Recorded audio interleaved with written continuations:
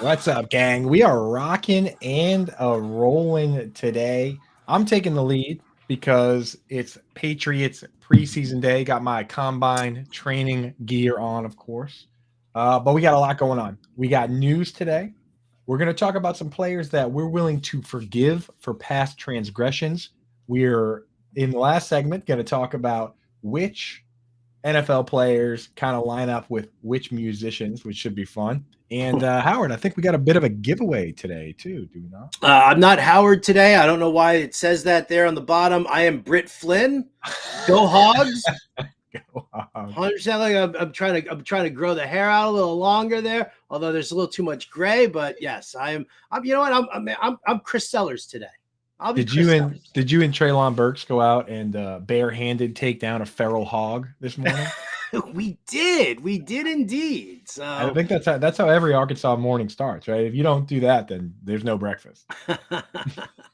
But right you are. We do have a very special giveaway today. We're going to have to make that announcement on the old Twitter machine also. I will send out a message to everybody. But we are giving away one free entry to the Real-Time Fantasy Sports Championship.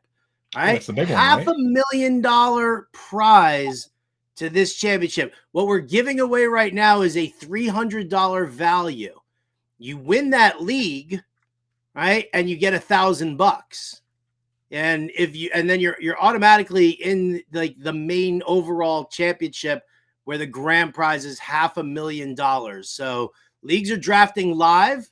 They're even slow drafting every day until this contest sells out. So keep in mind, you must be a legal U.S. resident. You must be at least 18 years old. And if you want to just go and check out RT Sports on your own, I highly recommend you do that.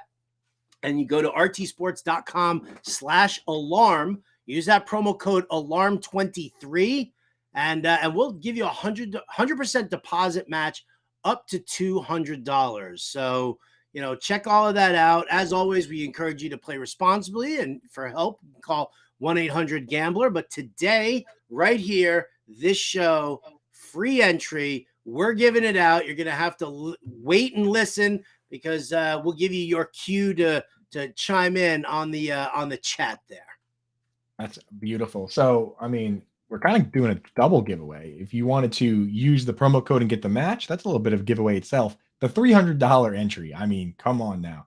It's crazy. People out there, buying all the Powerball tickets and going for scratch tickets and all that. We're giving away a $300 one of those where you can actually take fate into your own hands and win a fantasy football tournament. So it doesn't get much better than that, right, Howard? It does not get much better than that. Listen, free stuff. Who doesn't love free stuff? Free stuff for a chance at $500,000. I mean, come on. Right? Isn't it kind of crazy, Howard, the difference from free to $1? Like, if you make an app $1, it needs to be like extraordinary for me to pay the $1 to put it on my phone. But if it's free, all day long, right? The $1 to $2 that is nowhere near the difference from 0 to 1. That leap is tremendous to me. But anyway, why don't we get into a little bit of news, Howard? Do we have the sounder, Earn Dog? Can we get it going? I'm going to be the reporter today. T.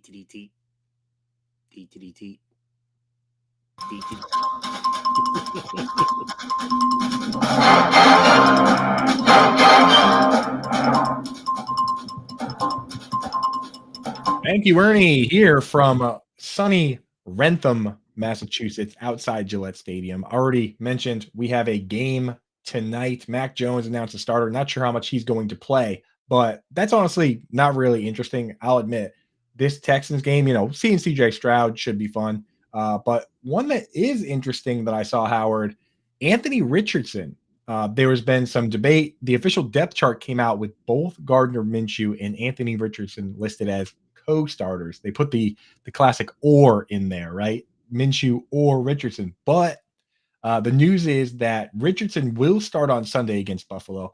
And these teams actually did something we love to see. They agreed both together to let most of the starters play the first quarter. Josh Allen, Stephon Diggs are staying out. But the rest of the Bills starters are going to play a quarter, and pretty much all of the Buffalo starters are playing a quarter. So Anthony Richardson, the fact that he gets the nod here, is that meaningful, Howard? And are you excited to see what he's got? I don't necessarily know how meaningful it is. It's what should be. Like, if Anthony Richardson is your future, you need to know now. You know what Gardner Minshew is all about. You know that Gardner Minshew knows how to run this offense. You know what to expect. You know Gardner Minshew's floor, and you know his ceiling.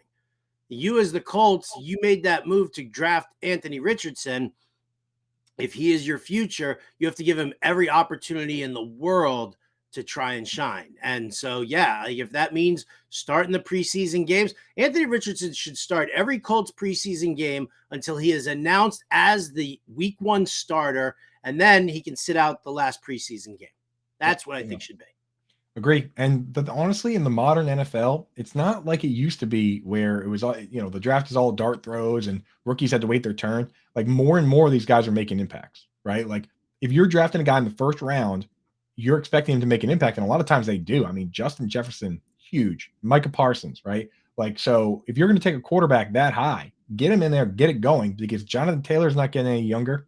Quentin Nelson, right, is in his prime. Like, get it going now and see what you got. Putting Minshew in there, I don't think it does anything in this instance, right? Yeah. What can you really learn from watching Gardner Minshew play from a booth? But I mean, he hasn't really led a team himself. That's the difference. If it was some vet that was like a known leader, maybe it'd be different. But Minshew, do you really get that much experience from a guy like that?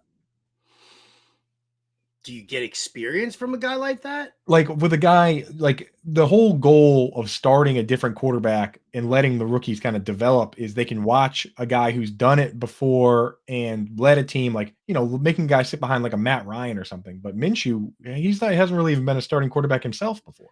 No. Minshew shouldn't be a starting quarterback. He's a backup. We know he's a backup. We know what he's like. I said, the only reason Minshew's would start this season is if the Colts did not think Anthony Richardson was prepared. That's the only reason. Whether he's listed as the guy on the depth chart or not, the top guy on the depth chart, or they're both listed as QB1s.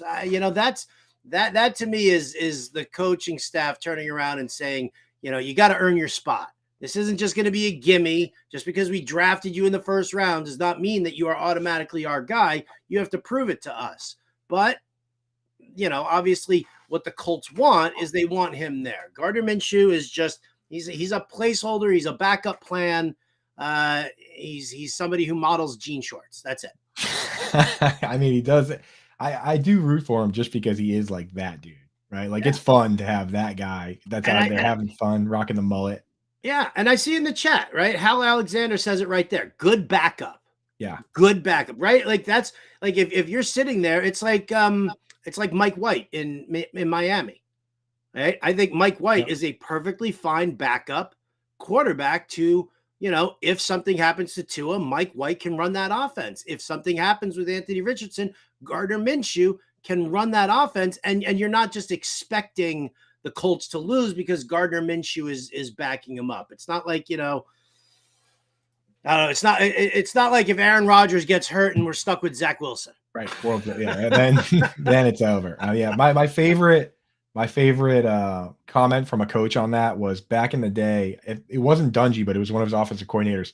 One of the beat writers asked him, they were like, why does Peyton Manning get every single rep in practice and the backup gets 0? Like, I think it was Curtis Painter at the time. And the OC was like, man, if 12 goes down, if 18 goes down, there is no backup plan. The backup plan is we are effed. That's what he said. So, yeah. So he got every rep, didn't matter. So speaking of similar situations, with the Falcons, you've got Desmond Ridder likely to start, but Taylor Heineke, again, another guy that we probably falls into that Hal's comment there, good backup. And this is a little bit of popcorn news here, but Dolphins cornerback Xavier Howard was asked about Ridder because they're doing joint practices this week. And he goes, what do you think about Ridder? And Xavier Howard said, Ridder, I'm sorry. And the reporter said, the quarterback, Desmond Ridder. And Xavier Howard with the classic, oh, I don't know who that is. I'm sorry. So how do you feel? How do you feel about and this isn't the first time that this has happened. Players do this all the time. And honestly, I think it's kind of funny. They'll be like, they'll call T. Higgins, Tyler Boyd on purpose, right? Things like that. How do you feel about Xavier Howard coming out saying he has no idea who Desmond Ridder is?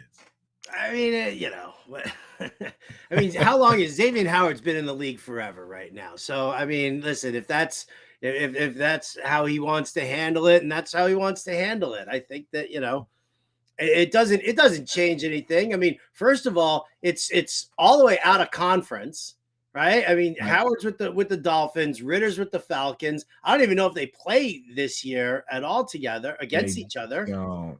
They don't. Right. Yeah. So I mean, it's a non-entity. It's Xavier Howard just taking a needless swipe at a young quarterback who doesn't have any kind of like real NFL experience. So yeah, I don't know, man. Yeah, it's I funny don't with know. these joint practices. They're supposed to be like cordial. Like a lot of these coaches that set them up are coaches that are like friendly and all, but the players always do this, right? Like how often do we see fights? There was a fight yesterday, right? Elgin Jenkins got kicked out and he called the other guy. He's like, this guy's just a jag. He's not even gonna make the team. It's like, can't they just like relax for a little bit? Like joint practices and fights. Name a more iconic duo, right, Howard? Wait, I guess it what is did you? football after all. What was that? I said joint practices and fights. Name a more iconic duo than that. No, I mean, yeah, exactly. That's probably. I mean, they go hand in hand. We've seen it, a million times as it happens. So, listen, as long as it's not the same team punching each other in the face, like that's, right. Yeah, I was on true. Getting Buzz and we talked about Geno Smith getting popped by Oh the yeah. linebacker and Kampali in the Jets locker room. Yikes! Yeah, yeah, And you yeah, don't I want mean, it that. was just, that like, whatever. It's the infighting there. If it's, scrimmages between two different teams and a fight breaks out, I mean, That yes, is it is just a scrimmage, but I mean, everybody's trying to impress a coach right now at this point. So why for wouldn't you? sure. Yeah. Okay, so I got a little bit. There's not too much news here typically, unless it's injuries. So like you said yesterday, no news is good news. We Yeah. did hear a report that Sky Moore. So we've all been trying to figure out what's going on with these Chiefs. That Sky Moore is seeing every reps this year, and not just starting reps, but two wide receiver sets. So when they bring in like Noah Gray or another running back, it's Sky Moore out there in every rep. So does that move the needle at all for you? I know both of us have kind of been off Sky Moore. I mean, I feel like Sky Moore and Kadarius Toney are pretty much the same guy. So, Right. the Chiefs going to be rolling out very similar players in that sense. You've got Rashee Rice, you've got MVS. They're both capable of stretching the field and doing it that way. So, I mean, I don't, I, I it, know. it's kind of funny. I look at it. I look at things very similarly with the Chiefs and their receivers as I do with like the Giants and their receivers. I don't know which receiver is going to pop. I don't know which receiver is going to be that favorite for the day. I can look at matchups and say, okay, this definitely puts him in a much better light. But from a fantasy standpoint, my interest is limited to the quarterback. Right. Like I'm all in on Patrick Mahomes. I don't give a crap who he throws to because I know what his talent level is. So like Daniel Jones, I don't know who that number one receiver is going to be. Probably seems like it could be Waller, but I don't know who's going to pop from that wide receiving core. So I'll stay away from it. I'll let everybody else chase the hype on Sky Moore, Yeah. chase the hype on Kadarius Toney. I don't need that. I will say John and Pemba made a good point, and he's talking about Jalen Hyatt in this instance, and he's saying if they got all these boring guys like Paris Campbell and Sterling Shepard that are all the same guy, if I'm going to take a stab on anybody, I'll just take a stab on the random upside guy that's Hyatt, right? And Mhm. if he busts, he busts, but at least it's the unknown. And to me, for the Chiefs, that's Rashee Rice. So if I'm going to take a stab on anybody, just give me the guy we've never seen, just hoping that he's something special versus the guy we've already seen and hasn't really been impressive, right? He's been Golden Tate, and everyone was saying he was Golden Tate before the draft. And if he turns into Golden Golden Tate. Tate, great, but who cares, right? I love Golden Tate. What's wrong with Golden Tate is Golden great. Tate? Yeah, I will say he Golden was Tate was saw. like a PPR dream. But boring though, boring. Except Sure. the one non-boring thing he did was that time in college when he dove into the band. Do you remember that? I do remember that. I do remember Why that. did he do that? That was amazing. Yeah. But you know what, Uh, man? I mean, there's nothing wrong with the boring players. Keenan yeah. Allen, Boring. boring as all hell. He really is. But You want him there because you know he's getting the looks, you know he's getting the targets. You know, if you're in a PPR format, that's what you've got. It wasn't Golden Tate. He was like the master of like the 2-yard catch. Yes. The Right? Give crazy me low A 7 of dot. those. Yeah. Give me 7 of those in a PPR format, then I'll be able to, handle the 36 yards. Your 7 for 36 still has value. Yeah. And you must love Rondell Moore, right? I think he had a 1-yard A dot as a rookie. It's it's exactly. It's that same kind of a thing. Right. Same kind of a thing. This one, I want to pull this up. Earn Dog, if you got the graphic, the Bears, they made a slight change to their logo. They didn't come in with a brand new logo, but they're changing the primary logo. I want to know what the chat thinks about this too. So they are swapping them. The C was the primary logo, and the Bear was the secondary logo. Now the Bear is going to be the primary logo. What do you think, Howard? Which of these logos do you like better? You know what?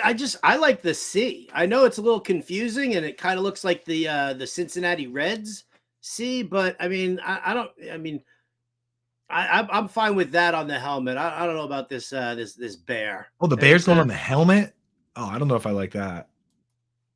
Yeah, I guess it does look better on the helmet. I think they're just tired of teams like the fans of the other teams in the division taking it and like making a toilet seat all the time.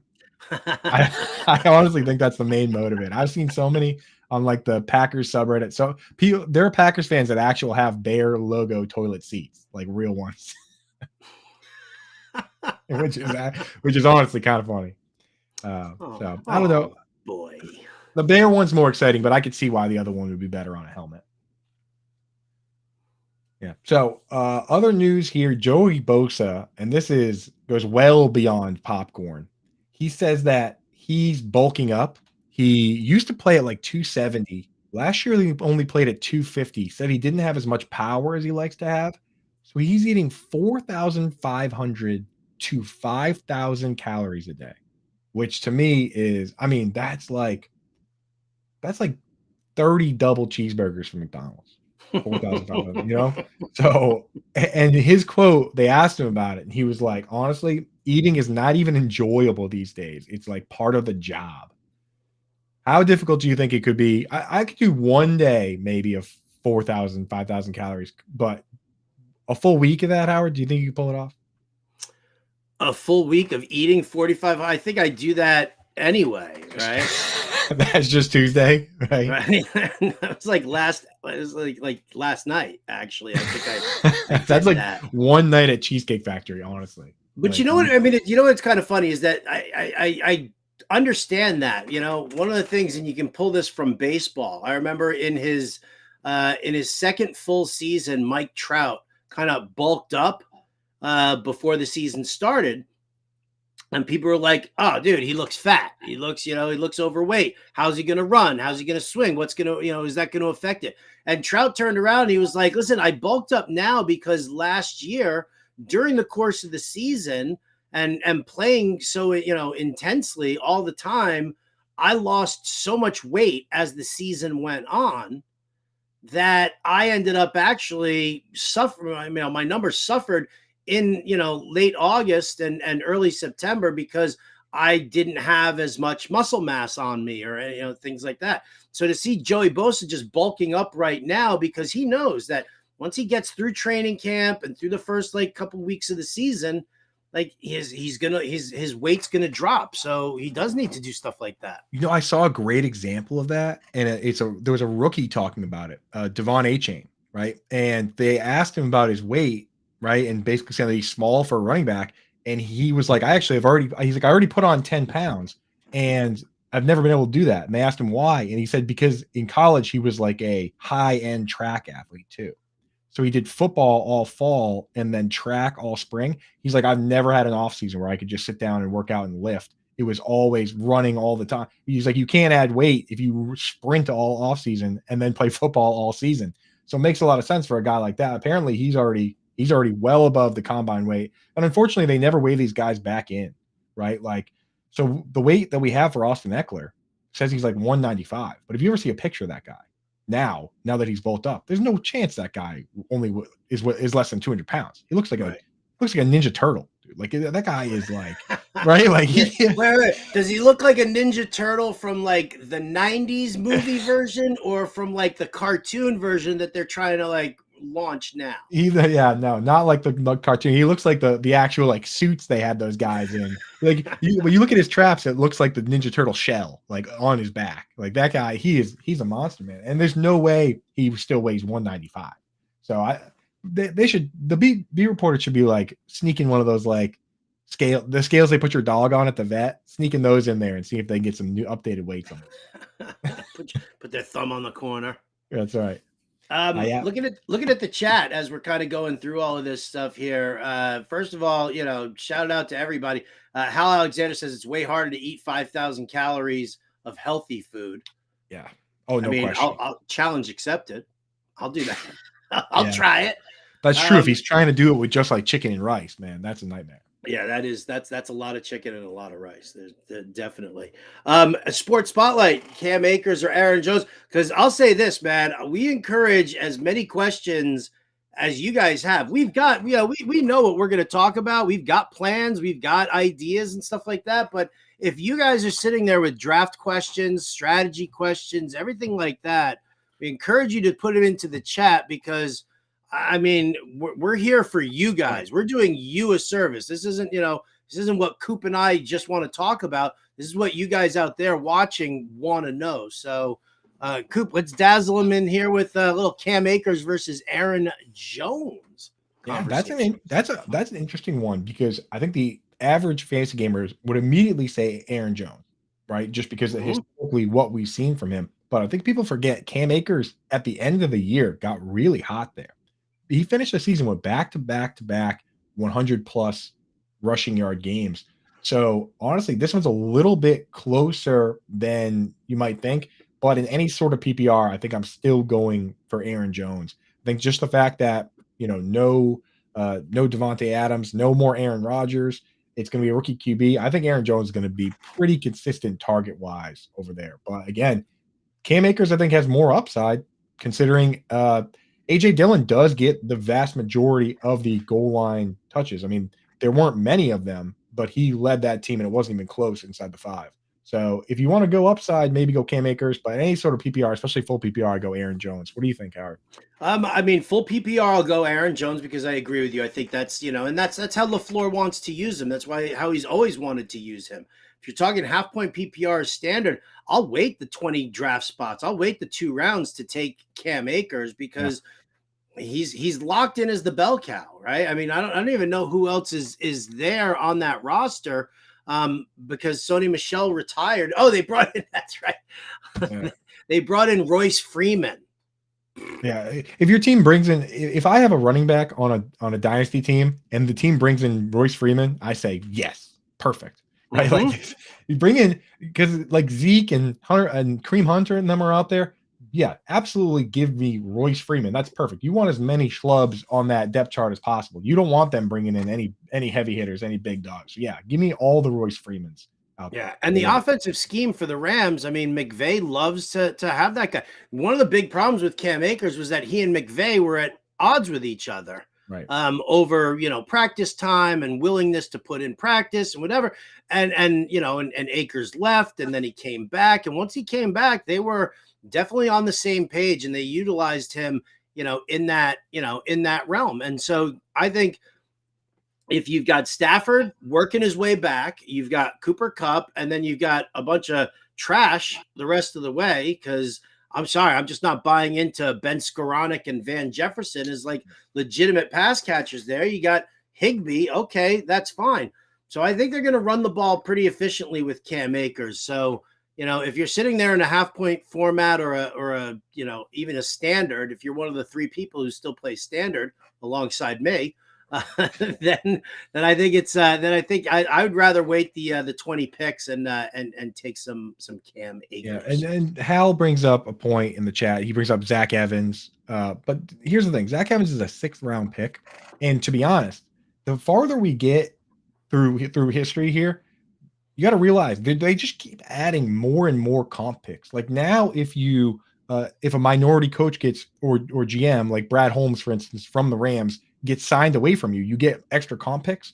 A 6th-round pick now isn't anything. It's not anything like the 6th-round picks even of years before. There were so many comp picks. The 6th round is actually the 7th round now. To be honest, there's 10 picks after the 3rd round before the 4th round every year because of that 2A resolution rule. So I'm not worried about 6th-round running backs coming in to a team like this and making a lot of noise. And Spotlight also points out that, and this, Howard, this is where your take is perfect because he says they're both his RBs in a dynasty league. He's trying to trade to upgrade. Well, Aaron Jones has more market value than Cam Akers, but he might not even be that much better. So if I'm trading anyone, I'm trading Aaron Jones because you can get a lot more for him, right? Yeah, absolutely. Package him up with a wide receiver, get a better running back. I mean, I think that's definitely the move there.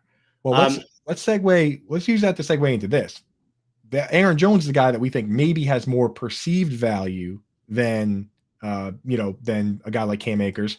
We've got some guys here that we put together where they have their value is down, where they've hurt people in the past. They've definitely caused some issues, but we're willing to forgive them. Earn Dog, I believe you had something for us here.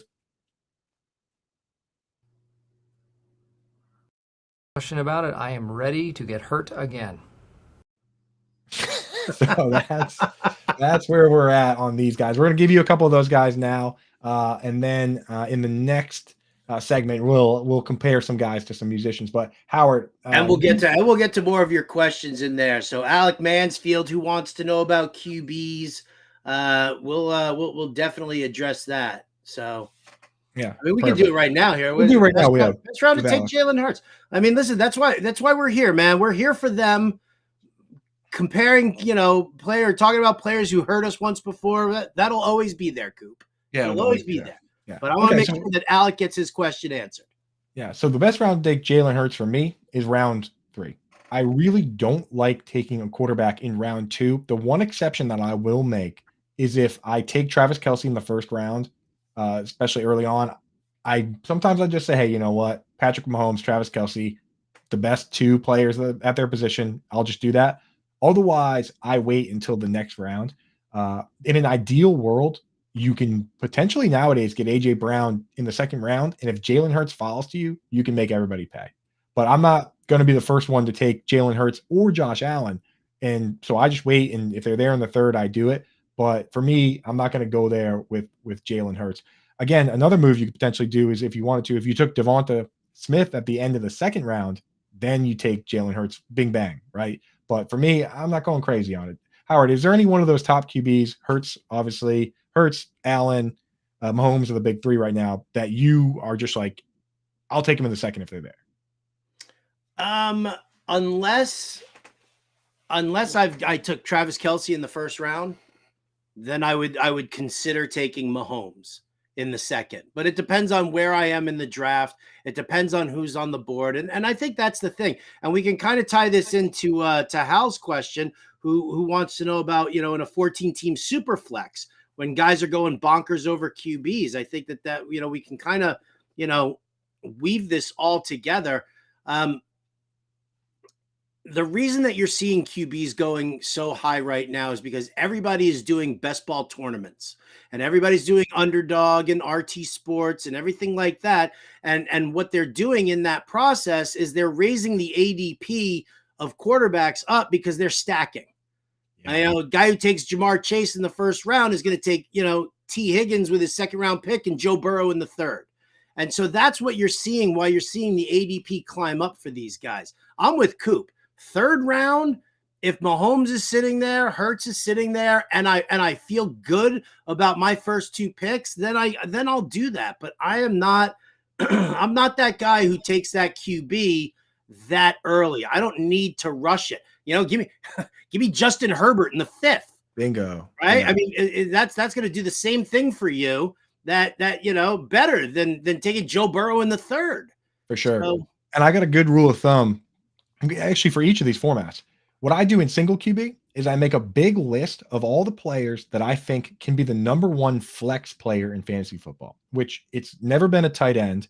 And Quarterback obviously is its own separate position. But I make a big list of guys where I say this guy could be this year's Cooper Kupp and be the number one running back or wide receiver. This guy could be this year's Todd Gurley. I make that list, and when that list is exhausted, then I start thinking about quarterback and tight end. And usually it's at least 2 full rounds of players, right?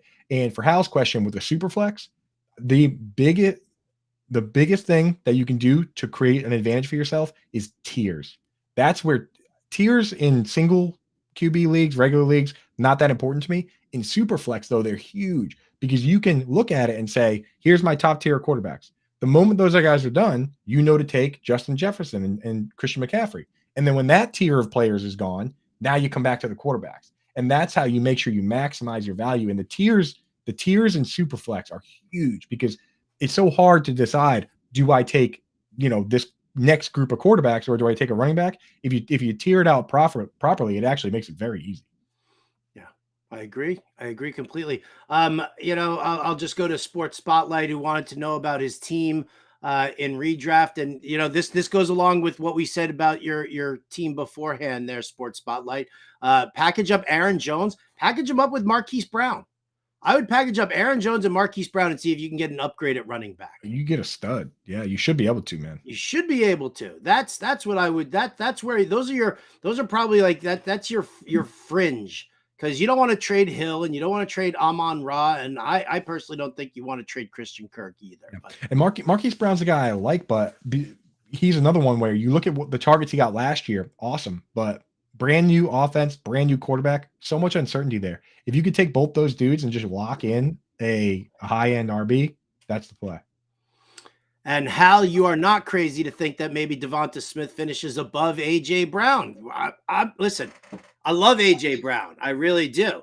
But that wide receiver tandem right there, that I see that. And let me ask you, Coop, Brown and Devonta Smith, I see that more as a 1 and a 1A as opposed to a 1 and a 2. You know who actually thinks it's very close and their opinion matters a lot, Howard, is Vegas. Vegas has Devonta Smith set at just under 1,000 yards as over-under, and they have A.J. Brown set at just over 1,000 yards. It's not like they have it set at 1,300 and 950. We're talking 975 for Smith and 1,050 for Brown. So when you talk about ADP there, it really makes me a little hesitant to take Brown and easier to take Smith. And when everyone was healthy, right? Dallas Goedert was getting 5.6 targets a game. A.J. Brown was getting 8. Devonta Smith was getting 7.7. 7.7 to 8, to me, not worth a first-round pick versus a potential third-round pick. So yeah. We're fully in on that. And we have who seems like a quiet Eagles fan, John Impemba. He's a big Eagles guy, and he's in on that. Last year, he was the guy that was saying, get Jalen Hurts and A.J. Brown, stack them up. It worked great. This year, even he's off A.J. Brown, and he's on Devonta Smith. So you're not crazy at all. John Impemba, very conservative and smart fantasy gamer. So, all right. Well, there we go. See, get those questions in there. Questions are best. Them, pop them into chat. Now, Coop, now we can go to the therapist couch. We can lie down. We can talk about who hurt us in the past. Yes. And what maybe, we can do to, assuage those fears. Right. Now, what I'll do here, I will save you the Michael Thomas spiel. I think we already clipped it and put it on YouTube. I've done it too many times, but just so you folks out there know, Michael Thomas is a guy I'm in on. But I've done it too many times. I've talked about him too much. A guy that I am willing to go in on and get hurt on again is Russell Wilson. And for me, it's pretty simple on two sides. One is that last year, even though it was a complete train wreck and it was awful with Nathaniel Hackett, he finished as QB 15. Right now, he's going off at QB 18. So in these Superflex and 2 QB leagues, it could be as bad as it was last year, and he would even outperform ADP.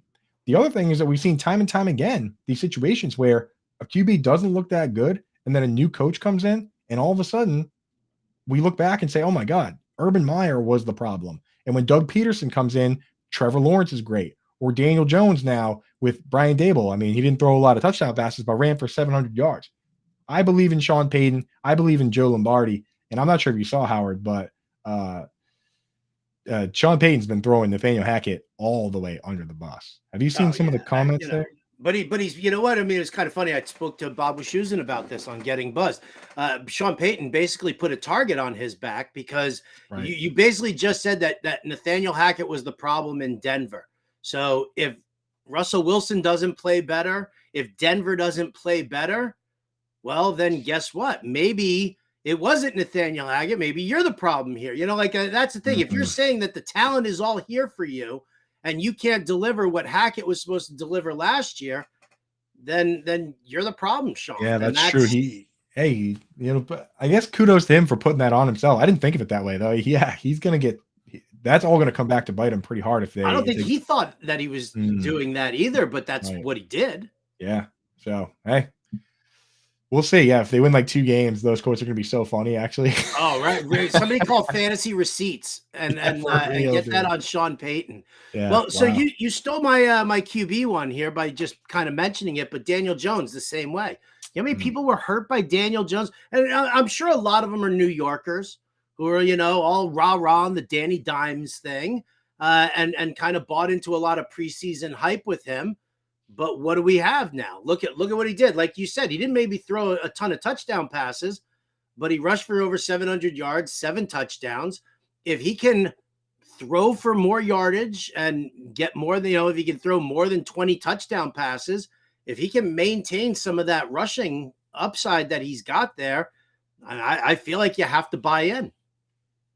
Yeah, I mean, I've already been here's the thing is I've been a Daniel Jones real life fan hater to a certain degree. Part of that was that Evan Engram has been a top 5, and he's my boy. He's been a top 5 tight end with Eli Manning and with Trevor Lawrence. And when he played with the other guy, it wasn't great. But again, we're bringing up Impemba a lot here. He's the QB guy, and he kind of sold me on the floor of rushing. Everyone thinks about the upside that comes with rushing, but the floor from rushing is huge, right? If you run for 50 yards and potentially get a rushing touchdown, I mean, that's 11 points right there.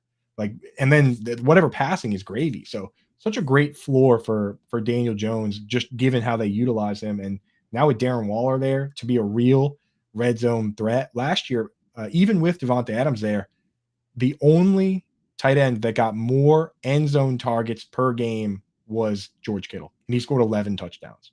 Darren Waller was second in end zone targets per game. Obviously he got hurt, but he's a guy that in that area of the field, you're not going to throw to the lollipop guild that they have of slot wide receivers and Cole Beasley and Paris Campbell and Wan'Dale Robinson. So yeah, I mean, I'm in. I'm in on Daniel Jones, even though I've been a bit of a hater. Apologies to Lollipop Scott Guild. Frankel for all the hating I've done in the past on Daniel Jones.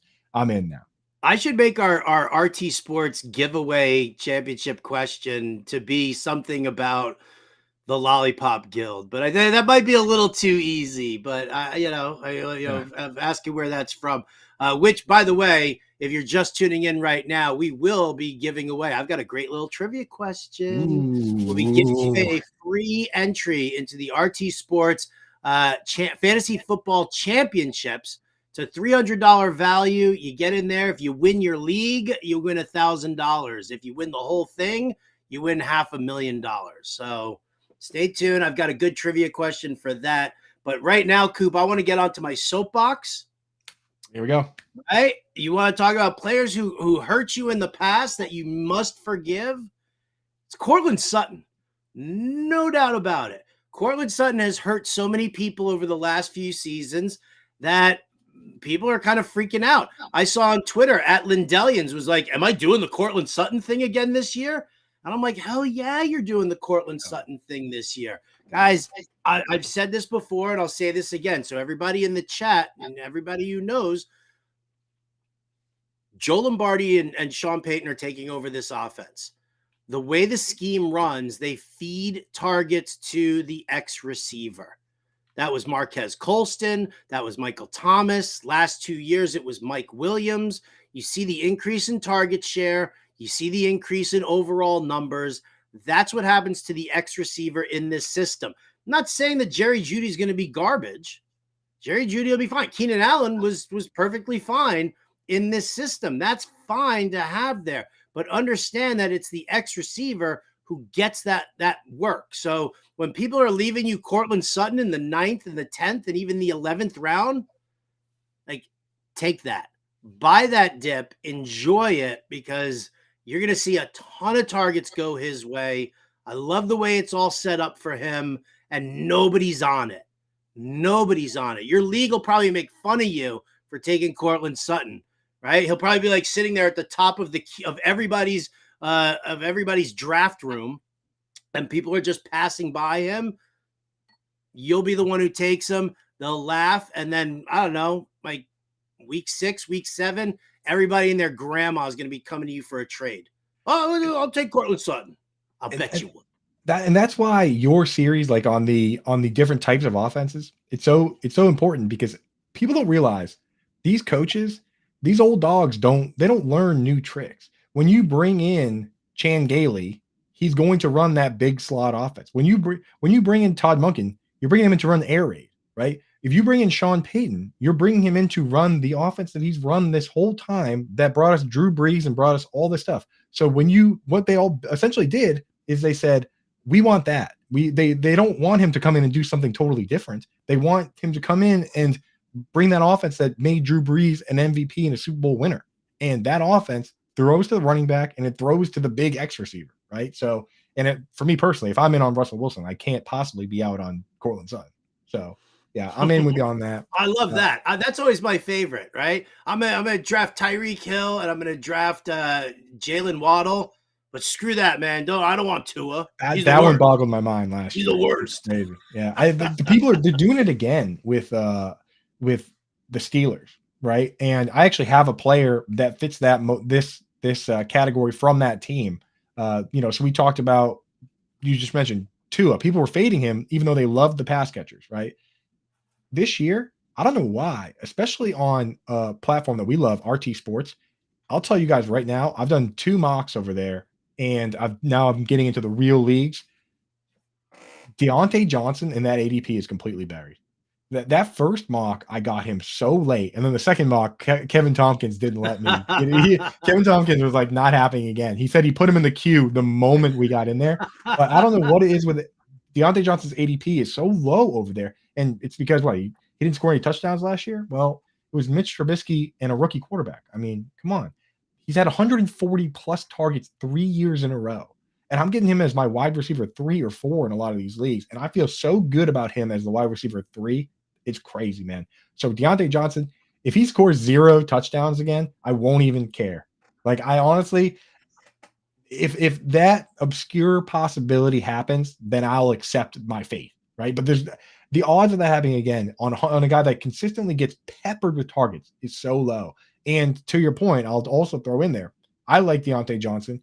Everyone's going bonkers for George Pickens every time he pushes off and makes a catch on Twitter. Everyone loves Pat Frymuth in the world because they love saying Muth is loose, and the fans love saying Muth, right?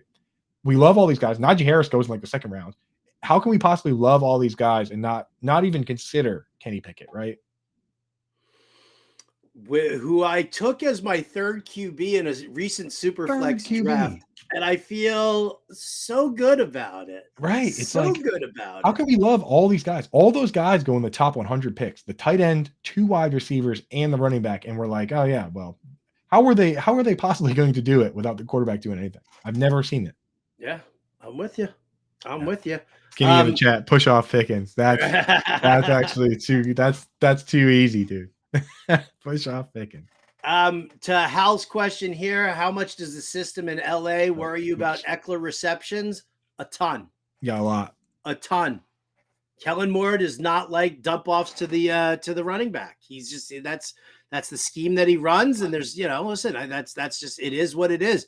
That's why Eckler is not even in my top 5 running backs this year. Wow, not top 5. Yeah. Well, I guess when you start thinking about Chubb and Barkley, it's actually not that hard to move them. I love thinking about Chubb. I know you do. But that is interesting. Joe Lombardi's the guy that was doing that, and now he's out. And I mean, they probably looked at Justin Herbert's ADOT outside the top 32 QBs, and that's when you limit it to guys that played at least 4 or 5 games. Like the dink and dunk era is over. I mean, Eckler still. I mean, you can't give the guy less than 50 targets, but 100 targets. I don't know.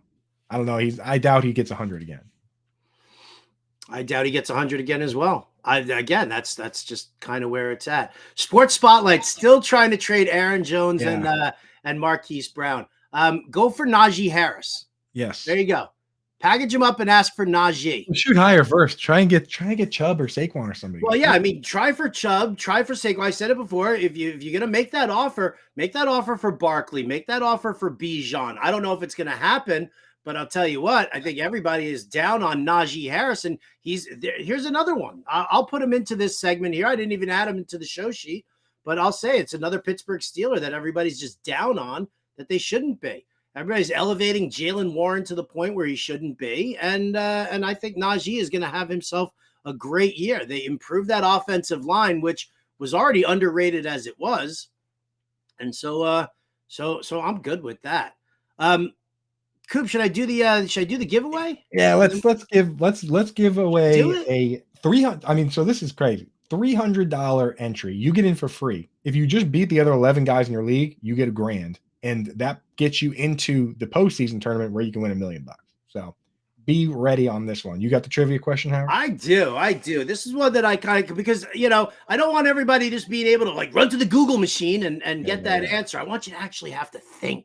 Ooh, a thinker. Right? So we're going to go back a couple of seasons here. We're going to go to COVID times, 2020. Bum, bum, bum, bum. In 2020, Davante Adams led all wide receivers with 20 touchdown receptions. Tyreek Hill and Mike Evans tied for second with 15. Who was fourth? Ooh. Not sure if I know this. Touchdowns. I'll give you that. It was 14 touchdowns. That's, Okay. Who was it? Davante Adams had 20 touchdowns that year. My goodness. 20 touchdowns that year, 1,500 yards. Tyreek Hill, 1,630 yards with 15 touchdowns. Mike Evans, 1,210 yards, 15 touchdowns. This player here, 14 touchdowns on the season. 2020. Who was it? $300 value. As I'm saying it, the answer goes up. Wow. Somebody got it. Oh, I should have known that, dude. I love that player, man. So that's the right answer? 1,000 yards and 14 touchdowns. Adam Thielen. Damn, man. I mean, he's had like 30 touchdowns the last couple of years, man. He can still get it done. I wouldn't be surprised. He's probably not going to be another 1,000-yard season for that guy at his age, but he could still crack some TDs, no? Yeah. Oh, I think as the possession guy for a rookie QB, I think that's a solid move. Sports Spotlight said DeAndre Hopkins. Good guess. Yeah, but Hopkins, his touchdown total that year, where the hell is it? He's not even on my list here. Did he get hurt in 2020? He might have got. Yeah. Oh no, there he is. I just saw him. It's not a total that you want to be proud of. I'll tell you that. Yeah. Yeah, he hasn't had a big touchdown season in a long time. And Calvin Ridley only had 9 that year. So, yeah. Skinny dude. Hopkins. Hopkins had 6 touchdowns that season. So there you go. Skinny McKinney. Congratulations, my friend. You just won yourself a $300 entry into the RT Sports Fantasy Football Championships. Win your league, get $1,000. Win the whole thing, win $500,000. Just go to rtsports.com/alarm, promo code alarm23. That doubles up your deposit. But for you, Skinny, it's all free. Don't forget to tip your waitresses and your bartenders when you win $500,000. That's right. When you win, make sure you win and rep, so we can rep Fantasy Alarm in the family and just tweet that all over the world, dude. So why don't you win that $1,000,000, Skinny? Do us all a big favor, all right? All right. Beautiful. What's next, Coop? Next, Howard, I know you're a big music fan. It goes without saying, right? So I figured we'd do something a little fun here and compare some NFL players to different musicians, bands, however you want to interpret it, but take these guys and give your best comparison from the music world. And Howard, you being someone that's seen 1,000 concerts of one particular band, I believe you should go first here since you're the probably the musical expert here. No, I did not compare any players to Fish. you know what? I appreciate that. I I did not. appreciate I'll give you here's one that I thought was very interesting. How about Devontae Adams as David Bowie? Because that. you look at Devontae Adams, and I mean the career trajectory was absolutely amazing. Even during like down times when Aaron Rodgers got hurt or he went to the Raiders, and you were like, I don't know, like you listen to like one of Bowie's like newer albums, and you're like, what are you doing here, Bowie? But yet it still always comes out on top in the end. And I think that's what we're gonna get with Devontae Adams once again this year. And I'll pour one out for David Bowie right now.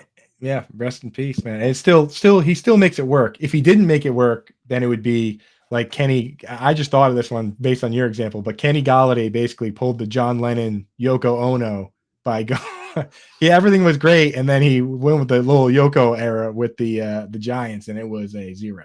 So. Kenny Galladay is more like Kenny G, right? Like you understand that there's a want for him in some ways or another, but overall, no, thank you. No, thank you. Yeah, give us yours in the chat. I want to hear from you guys in the chat on some you have. I have one here that to me, you could probably use a number of bands for this, but to me, Mike Evans is 311. Mike 311s. And the reason I say that is Mike Evans very consistent from year to year, but it's basically the same thing every time, and it's just okay. So there are a lot of formats where Mike Evans is great. And, there's a lot of situations where 311 is great. And if you're a 311 fan, then you love 311. But every 311 album is literally the same thing. Is it not? And they have, for years and years and years and years, the same thing. So it's like Mike Evans every year, you can count on just him to be him. And you can count on 311 to give you one more 311 album. All right, how about this one? For those of you who are big fans of the 80s, Alexander Madison is Big Country. There was like one or two hits where you were like, yeah, wow, this band's got potential. And then you don't hear from him ever again. And I feel like that's what's going to happen here with Alexander Madison this season here. Like you're like, ooh, Big Country. That was a lot of promise there. No. Oh no. And then you just say whatever happened to them. And that is kind of what people do with Alexander Madison though, right? Like they just go, oh, he had that one game, right? Or he had that one song, right? Do you remember? Yeah. Yeah, that's a good one. All right, I got one for the rap fans out there. And I'll say that to me, Terrell Davis, he is the notorious B.I.G. He's Biggie Smalls, man, where Terrell Davis came out and in a very short period, he two-time Super Bowl winner, led the league in rushing touchdowns 2 times, MVP of the league, and then just like that, gone. Just a short, sweet career. And that's what Biggie Smalls was. He came out, had 2 albums, right? 2 albums, and pretty much that was it. I don't count the albums where they took all the stuff after and put it on tracks with Eminem, even though they never actually got together on a track. But Biggie Smalls came out and proved that he is a Hall of Fame caliber guy in a very short period of time. Terrell Davis, same thing. I had Terrell Davis on my fantasy in my keeper league, and I was allowed to franchise a player every year and keep his salary the same. And I just rolled with TD for like a couple of seasons there. Seasons, man. He was unbelievable, dude. Yeah, until I walked into the 99 season with him and Jamal Anderson as my top 2 running backs, and then they both tore their ACLs. Yikes, dude. Jamal Anderson, man. There were a couple great Jamals back. Jamal Anderson, Jamal Lewis. Like people forget about those guys. Jamal Lewis has like the third best rushing season in terms of yardage all time, and we just forget about that. What about Malcolm Jamal Warner? I don't know if I remember Malcolm Jamal Warner. Yeah, Theo Huxtable on the Cosby Show. I'm thinking, I'm like, what? Right, how about this one? This one here's for the jam band people. All right, I'll be quick about it. Justin Fields is Goose. Everybody wants the Grateful Dead and Fish, right? Everybody wants the Jalen Hurts and the Patrick Mahomes. Well, the baton is being passed in the jam band community, just like it's being passed with quarterbacks, rushing quarterbacks with high upside. So Justin Fields being passed that baton this year, he gets his number one weapon, and he could be doing well, and kind of Goose is at that same point in their career. You want to hear something funny? First time I ever heard Goose was at the Expo. Chris Sellers taking a nap with his phone on his face, literally on his face, listening to music. And I look in and I'm like, what is he doing? And I hear him listening to music. I hear a song and I'm like, that's a pretty good jam. So I Shazammed it, and it was Goose Slow Ready, right? Slow Ready for this, right? So I've been listening to Goose since then. And Chris Sellers, actually, I'm not even sure I ever told him that. So he actually showed me Goose while he was sleeping at the Expo. That was the first time I ever heard Goose. So shout out Chris Sellers. And while we're doing a shout out, I want to give a shout out to Britt here with this one. He and Sellers went to a Lana Del Rey concert this week. And I got a player, Lana Del Rey, if anyone ever listens to her music, one of the big themes was that when she was very young, she was a troublemaker, and she, would go out, stay out all night and run away and do drugs and drink. And she quit doing that at a young age and took her music seriously. And that is kind of what Chris Carter did in his career. Did he not? Yeah. With the Eagles, it was a nightmare, and they traded him to the Vikings, and he went completely sober, and he had a Hall of Fame career. So he kind of is the Lana Del Rey of wide receivers. I like that. Shout out Britton Sellers. Shout out Britton Sellers. Absolutely.